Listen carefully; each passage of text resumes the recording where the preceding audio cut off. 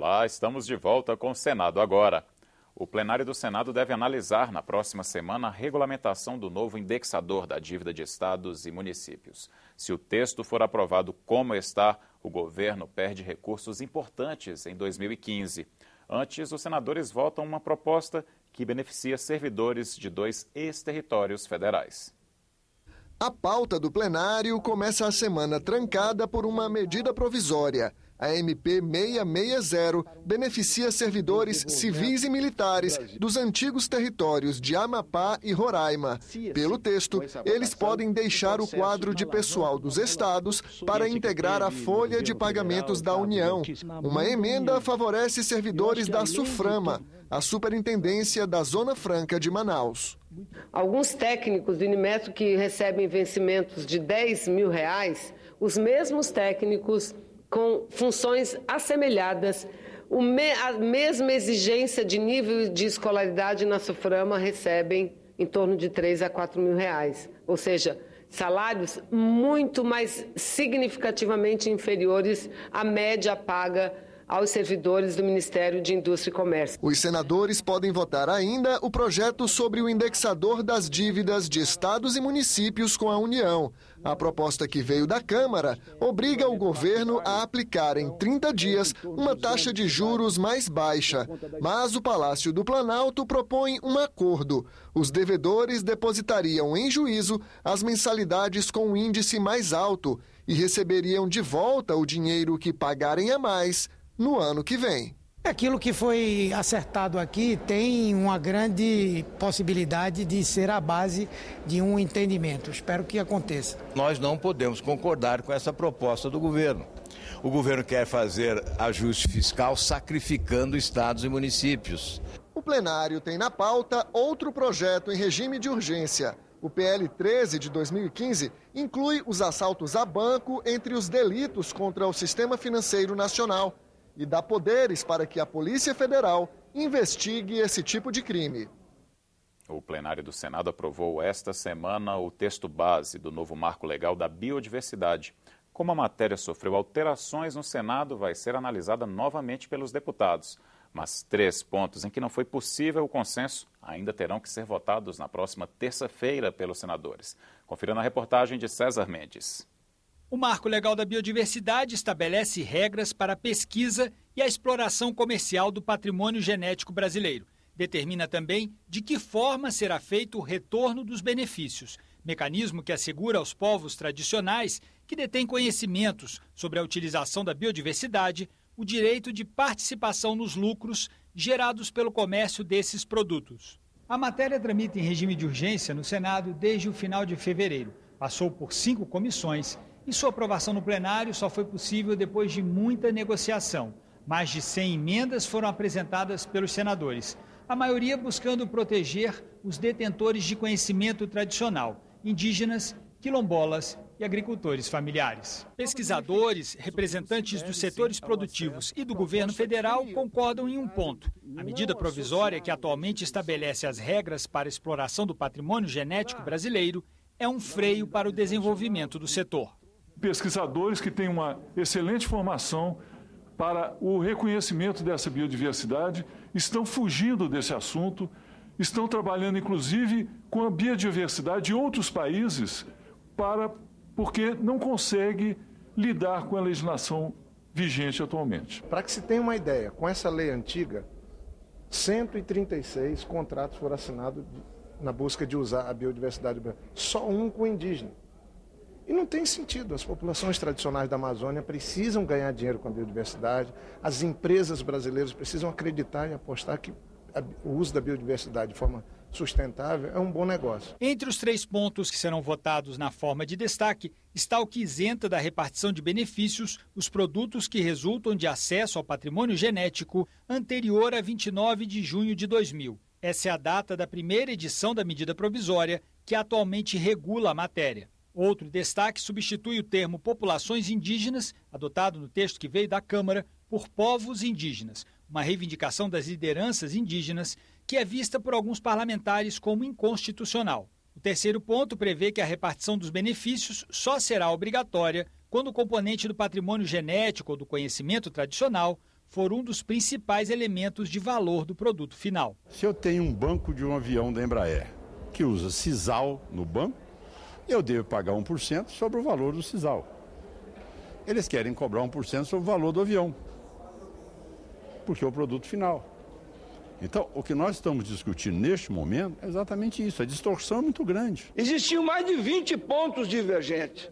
Chegar-se a 3 pontos de divergência, eu acho que o Senado evoluiu e melhorou, trabalhou muito bem. Nós temos que ser pragmáticos, ver o que é melhor para o Brasil, protegendo e garantindo o combate àqueles que querem praticar a biopirataria e garantindo o direito das populações tradicionais a terem ganhos quando alguém usar a biodiversidade e dando a segurança jurídica e institucional para as empresas, para os empreendedores, nós vamos sim dar um passo importante. E deve chegar ao Senado nos próximos dias a medida provisória 661 de 2014, aprovada na última quinta-feira pela Câmara dos Deputados. A MP autoriza a inclusão de desconto de despesa com cartão de crédito na folha de pagamento do trabalhador. Com a mudança, quem preferir pagar a fatura mínima do cartão através de desconto salarial não terá que arcar com os juros abusivos cobrados pelas operadoras, e sim com apenas 3,5% ao mês. Outra medida do texto permite o refinanciamento parcial de dívidas dos caminhoneiros na compra de caminhões. A Comissão de Agricultura e Reforma Agrária do Senado realizou uma audiência pública nesta sexta-feira para discutir o problema da seca no Vale do São Francisco. O evento foi na cidade de Petrolina, em Pernambuco. Representantes dos Ministérios da Agricultura e da Integração Nacional, deputados, entidades do setor e produtores rurais debateram os impactos da crise hídrica na produção de frutas na região. A gente não está falando apenas da falta d'água, a gente não está falando apenas na produção da manga, da uva, da acerola, da banana, do coco. Nós estamos falando na vida, na permanência, na manter a vida de quem precisa de água. Tem população que depende de Sobradinho e não consegue ter o acesso à água também. Isso se estende muito mais do que o cultivo, do que a produção da fruticultura. A senadora Ana Amélia, presidente da comissão, ressaltou a importância de ir ao local do problema. Se nós não viéssemos aqui, eu não ficaria sabendo, como presidente da Comissão de Agricultura, que além do problema da água, que é hoje o mais crítico, eu não saberia também que uma demanda relevante dos produtores é assistência técnica.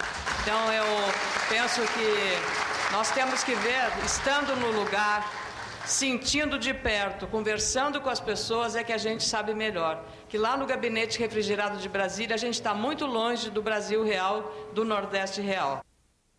O evento faz parte do ciclo de palestras e debates promovidos pela Comissão de Agricultura. Esta foi a segunda audiência do ano realizada fora de Brasília. A próxima será na semana que vem em Itabuna, na Bahia. 2 CPIs se reuniram, 6 ministros participaram de audiências nas comissões e foram aprovados a convalidação dos incentivos fiscais dos estados e o marco legal da biodiversidade. Confira agora como foi a semana no Senado Federal.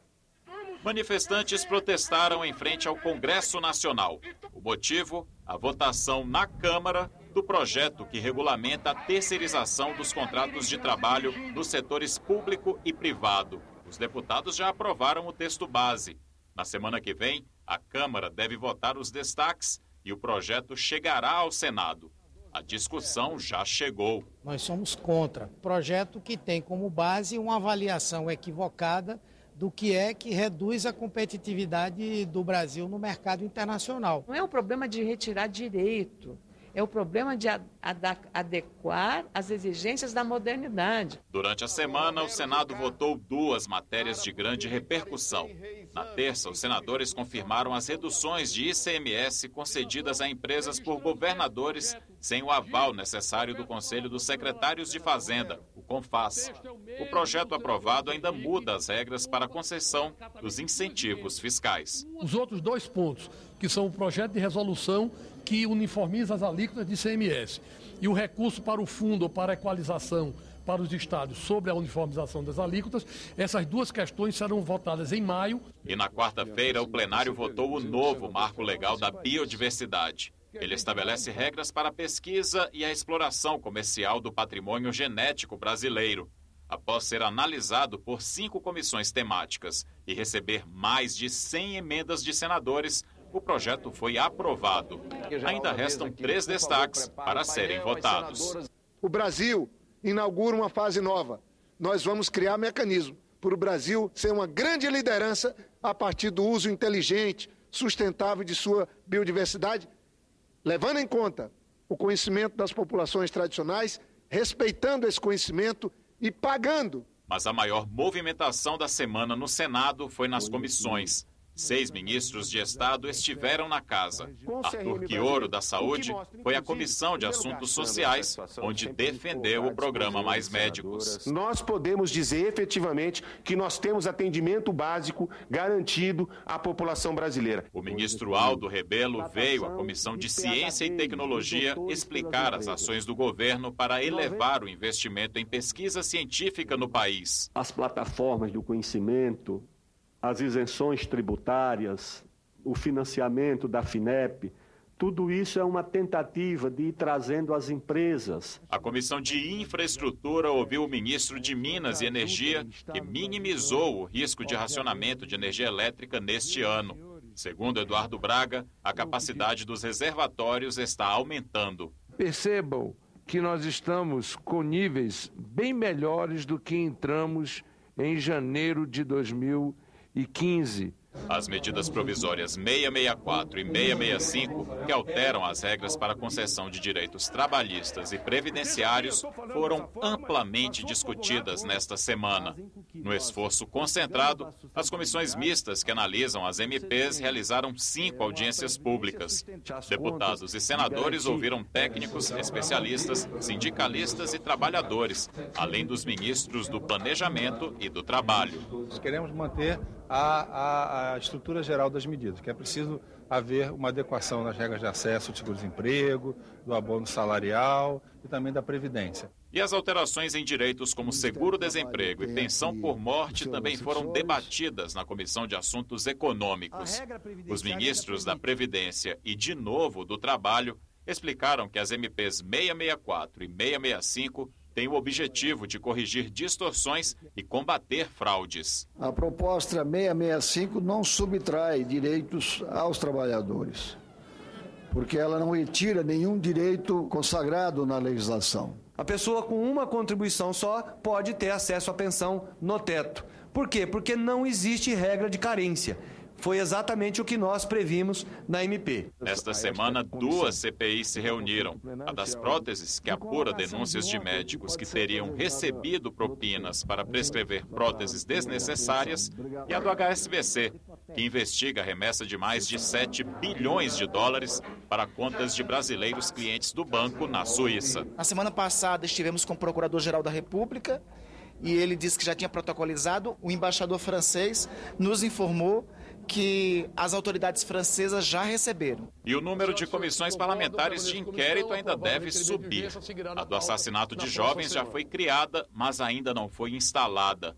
E o pedido de CPI para investigar um esquema de pagamento de propina a integrantes do Conselho Administrativo de Recursos Fiscais já tem as assinaturas suficientes e aguarda ser lido em plenário. O prejuízo já apurado já ultrapassa os 5 bilhões e 700 milhões de reais. E a estimativa é algo acima de 19 bilhões de reais. E foi assim a semana de trabalhos legislativos do Senado. O Senado agora volta a qualquer momento com outras notícias. E se você quiser receber informações da programação da TV Senado, se inscreva no nosso canal do YouTube. Acesse youtube.com/TV Senado. Até a próxima!